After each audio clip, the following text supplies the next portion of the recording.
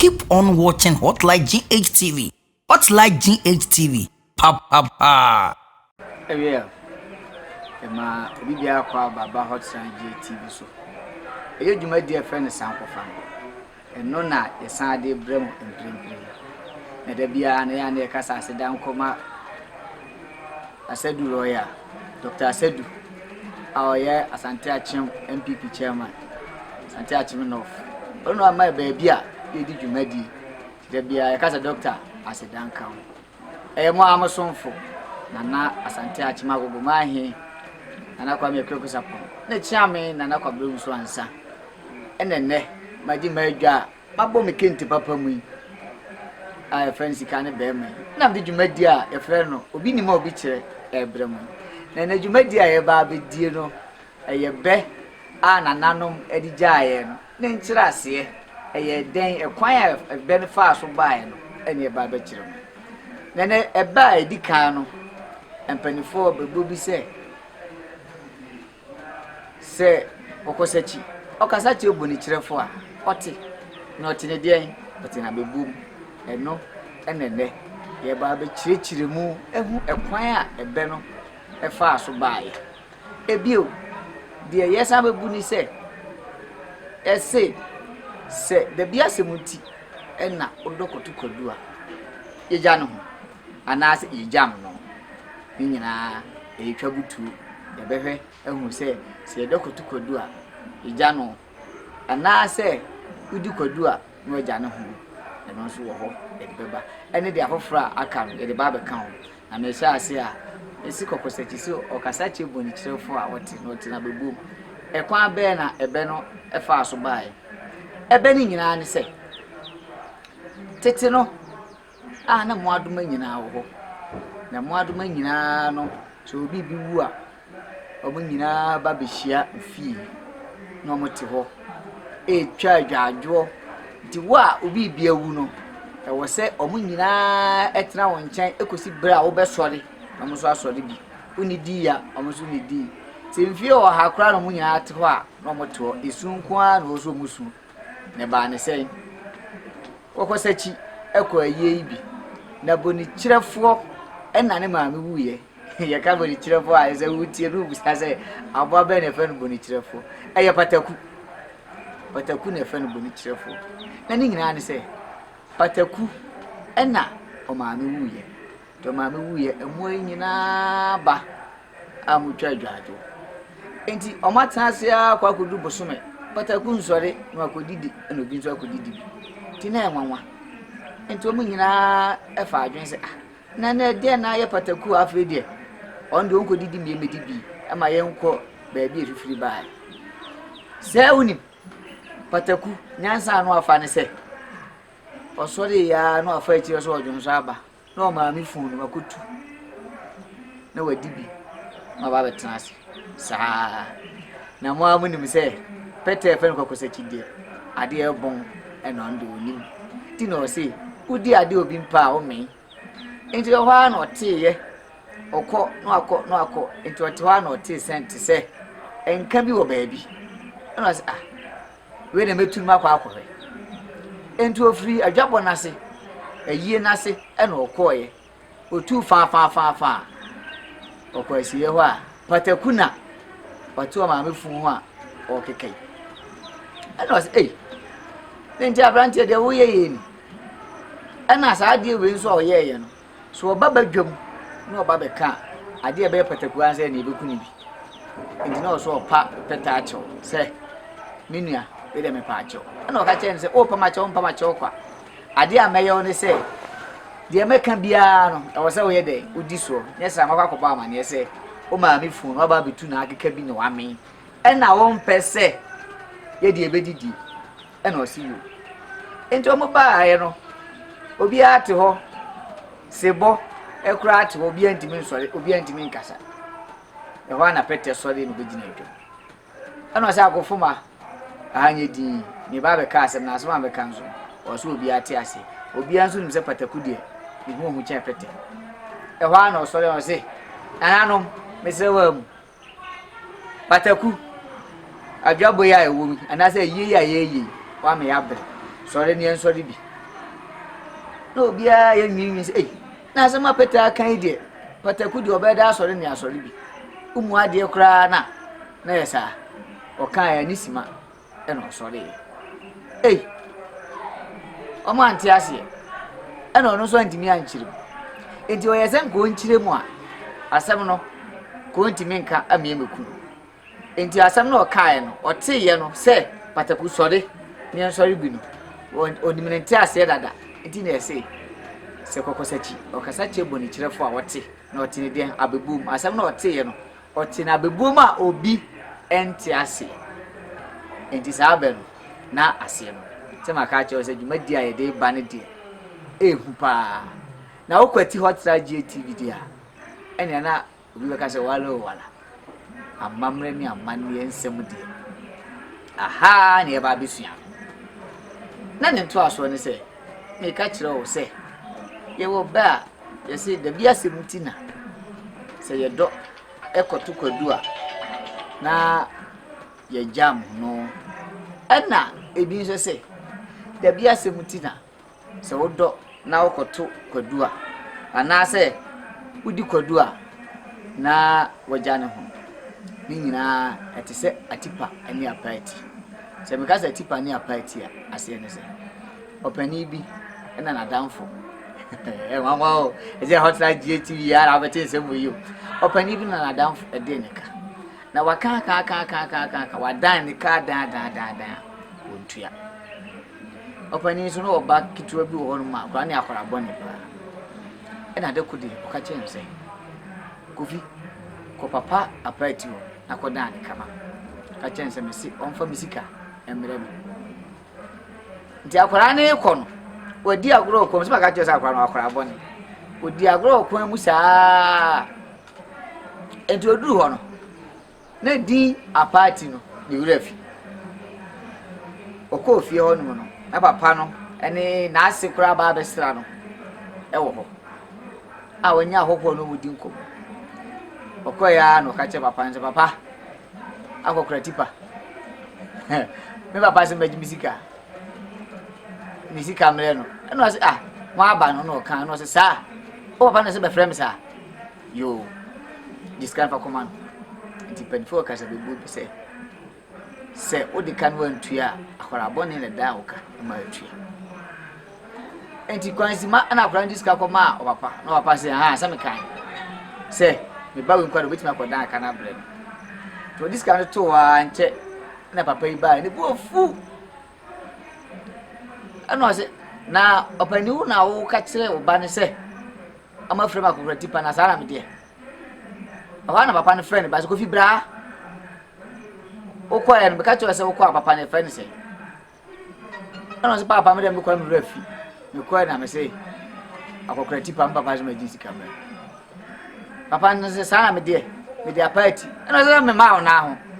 apati ni atipa nyina adekoro enti ebe a ye ken de bia semutina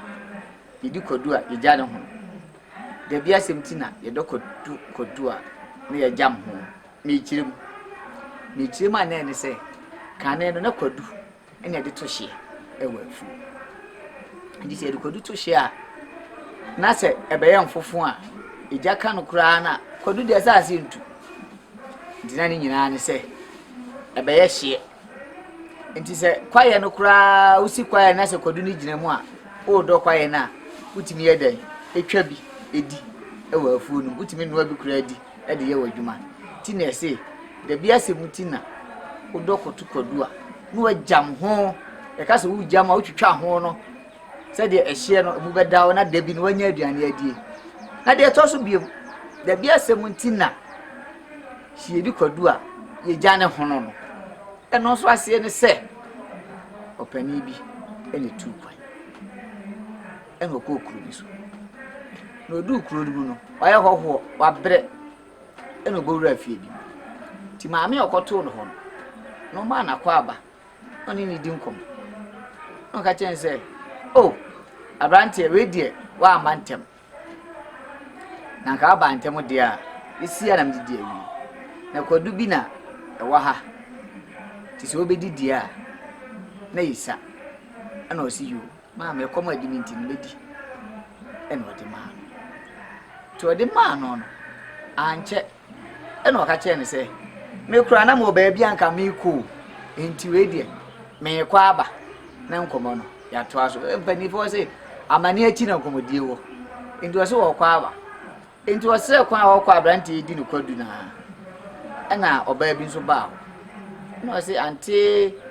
asomasi sɛ ogya kwadu bi wɔ ha na ɛyɛ kɔkɔɔ ɔde kwadu na ma na ogya kɔkɔɔ wɔ ha wɔsɛ me mmra mefa na ɔsɛ maame no wanka hwee ankyerɛ me o to ɔto na ne na da afasin so sɛ wa wonim afasin wonim dia na me kyerɛ wo sɛ ɛyɛ wɔ na da so na baba wa ne fa na ɔsɛ yo sɛ wohu dia abrante sɛ wohu dia ne fa kɔ na kyerɛ sɛ wonim sɛ ɔna sɛ ba befa ɛna ɔde kɔɛ ti kwansima na maame bae ɛna ɔsɛ na ɔpani mama okwadu ama wudi na me kɔkɔɔ nso a me gya ne ha nso wafa aka ho ana na kɔkɔɔ no na ɔso maame mintimi nyɛ ɔbɔne me wɔ ha na maame bi ba ha sɛ ɔse ɔmɛfa kwadu no kafra kɔkɔɔ no ɛmmerɛw na mama nde kɔɛ ɔwa na maame so gya me mpɛntro wadi aka ho ama me nso wadi ɛna ɔso oni kane no nso sa asɛm ba na apɛ sɛ wotwitwa ho a entam na aka te hɔ na maame no ɛka ntam abrante ende wanfa amoso ɛna aka ntam bi ka ntam so na wanfa amoso nso dia wa onim sɛ no atietia ntam so ankyɛ ɛna henkwa ba no bɛkyi omu dedua te akyi omu dedua no na ɔsɛ ɛdɔ mu kɔ ahemfi te ahemfi ɛdɔ mu kɔɛ na ɔsɛ nana ɛka asɛm ɛna ɔsoma abrante no sɛ ɛyɛ henkwa nso ɔmo mmra fie na ɔmo ba ɔmo ha die wo fie o nyinaa no mɛtase ni nyinaa mfa mmra na yɛnhwɛ to ɔmo baeɛ no na abrante no adi kwadu no hina ɛka hina a na ɔdi fa na abroni fɛ no half na ka ɛfa ɛna ɔmo sesa ne ho ne nyinaa ɛkɔ ahemfi to ɔmo de kɔɛ no ɛna nana no ebusa ɔbaa ne sɛ kwadu ɛne kɔkɔɔ deɛ hina ne bɛtem no ɛsoso te hɔ na ɔbaa ne ka kyerɛ nananom madaroma kɔkɔɔ ɛna ne bɛtem no soso ti nana busa ne sɛ sa abrante yɛtumi adi kwadu na sa ne bɛtem no soso a na wani ne ho ne deɛ a ɛyɛ dɛn na obɛtumi adi kɔkɔɔ no nso ɛho ti hwehwɛ mu ana kyerɛ maame no wakantam hu odi fo nti sɛ ntam akyɛ ne deɛ a na wɔ sɛ ɛkɔku mu ana ɛbɔ ne ka ti ɛbɔ ne ka no mu no ɛna abrante no hwɛɛ na ɔsɛ nananom adaroma ɛka we deɛ mea metua ɛfiri sɛ maame papa ɛna ɔyɛɛ me ɛna ɔtamfo bonsam aba bɛdi yɛn ntam a ɔde bɔne ɛba bɛtua ka ama amanneɛ aba na sɛ mehwɛ ɛme yɛde maame kɔto kukum anaasɛ yɛku na me nso maanyɛ ne yie na mmom ɛfiri na ɛkorɔ mede bɛyɛ ahyɛnso sɛ da bi asɛm nti sɛ medi kwadu a megya ne hono na asɛm ba a manya bi aka enti saa bɛ ne mmienu nyinaa ɛyɛ korɔ ebiaa wɔ ne nkyerɛ aseɛ sɛ da bi asɛm nti wodɔ kɔto kwadu a yɛ gya mo ho anaasɛ da bi asɛm nti no wodi kwadu a na wagya ne ho maka kyerɛw sɛ Hotline GH deɛ ne TV hɔ nneɛma a ɛbɛba no deɛ wekura yɛ mo nketewa na megusuo nso ameka sɛ baabi a ɛyɛ dwumadie ɛyɛ MPP chairman ɛyɛ Asante Atem North Dr. Asadu ɔyɛ CEO Asadu Royals na ɔde ha mai adaroma ɛna ɛyɛ dwumadie nti dwumadie ti sɛ no nkɔso bɛba na doctor na ɛde aseda ɛma no ɛmo amosomfo na agoma he na akwame akuaku sapon ɔno akyea me na Kwabena Owusu Ansah ɛna mde dwumadie a yɛfrɛ no obi nimu a obi kyerɛ ɛbrɛwi na da ne da nyinaa meme da bia no me se enya wadwen sɛ okɔpɛ bibi kura yɛ Hotline GH bi na ɔna aso de to na de to on so a ɛyɛ tete nsɛm deɛ obɛti bi pa na ne nto aso biom ne sɛ empempi no yɛ obi ba ofie a ya na yɛ ka sɛ akwa aba amanimpo ɛne kwan so ya na yɛ nte ase to bi tu kwan ba na obusa ne sɛ akwa aba ana ama na akwa aba wia ya na ne nto aso ne sɛ yɛbusa o sɛ kwan so no abo amane nanso ene na amafoi wa wutie kura bi kura na wonim obi o abusa no kwa so a o se me ko na me bae nim me de makonde mama enye saa ne tie se wo ko ba bi a ibusa wo anase ye ma akwa aba e ma nsuo no mu a ni ebusa wo kwa so e kwan so no enya amanebo enye kwan so na wutie Hotline TV me se me be kire wo mu ama wa hu se amanebo nko na kwan so nso kwan so ne se ufri kumase na eba asante achima ogu ha na wo ba wo frɛ na ma he cha na Kwabena Owusu Ansah se me ba awbaba be srawa o kwan so ne se ufri kumase eba bedu asante achima ogu no ade a esisi wo kwan mu no eno na ye peti eni nya ne se kane no a na ehyan ni hodo na wa unim se na nanom fafom ekọ ogwa ma mu koto nchen ekọ nkra ma mu koto nchen e de ba asante ma enti saa mre no wakọ nchen na ba na so koto nchen na ba no e na nanom bedika busa wo kwan so enti kwan so ni mu ne o kono enema esisi ye o yedu ba bi na kwan so ho no yedu ba bi no na nsuo kura yiri afa ekwan no e ma ebi a edi donhiri num ansa na yetimi atwa ye kwan so ne se ye ba no na dua kura bu atokwan enti na wo se ye twitwa ansa na yaba ye kwan so no ye beto se kwamukani bi wo kwan mu a o ma ye bre enti na ya che ye di na ansa na ye ba beduri eno no ye wo kwan so sem efiri baabi a ofiri eba enema esisi ye no eno na ye peti enti ho no na efie na obesue mu no nso no omonso aka che o se efiri se wo koye no ene wo ba mu no o enkwara yi kura sukuu no kura mu ka se omo afofida omo anko ya kwa afuom ekotwitwa eja yese onso koye no ya kwanso sem a yenso ewo fie ti wa wie no ho na ne ebubusa wa mane bo wa mane ne sei mama ne ne sei na nanom musuma yense yenko ogwa amamu enkoto nkyene musuma yense yenko nkran enkoto nkyene mra eno na di ya bai mama ne ne sei maya madwen se enne ya fofida enye ebru nya dai me ka kire mo se afreso a me firi nkan anase madwuma aba am ya di afinhia dai eno na de me ba eno na ya amane bo eno nye kwan so nanso nei akeka ni nyina frafra enti se wutie Hotline TV enne na wonimu a wahu se ebre bia obutu kwan na ebusa okwan so ebusa wa e ma wakwa aba e ma bresu owia na ebusa o se ekwan so no abo okwan so asa no abo amana we ene de keka ho ene de ma da bia me se koso na ti Hotline TV mo amosonfo na ma hin chiam na Kwabena Owusu Ansah na de bia ye be san shi.